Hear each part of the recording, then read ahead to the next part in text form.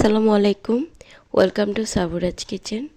ঠান্ডা লেগে আমার গলার অবস্থা খুবই খারাপ। আম্মু শখ করে একটা মরিচ গাছ লাগিয়েছিল, সেটাতে অনেকগুলো ফুলও আসছে, কিন্তু অনেক দিন ধরে এটাতে একটা মরিচও ধরে নাই। তাই মা রাগ করে আজকে গাছটাকে একদম উপড়ে ফেললো। আবার ভাবলো এটাকে সবজি হিসেবে খেয়ে ফেললে কে হয়, শাকের মতো। যে বাবা সে কাজ।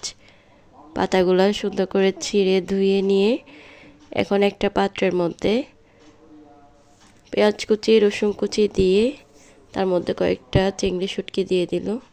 সেগুলো একটু ভেজে এর মধ্যে দিয়ে দিল মসুর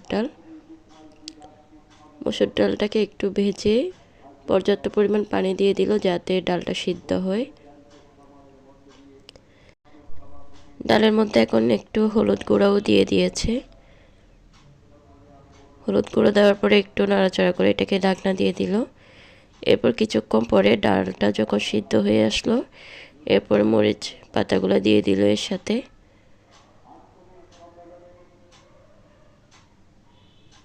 মরিচ গাছও যে এভাবে রান্না করলে এত মজা হয় এটা কখনো জানা ছিল না।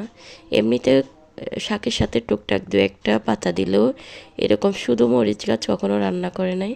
ভেবেছিলাম জাল হবে, বাট এটা অনেক মজা হয়েছে। ধন্যবাদ সবাইকে। আসসালামু আলাইকুম।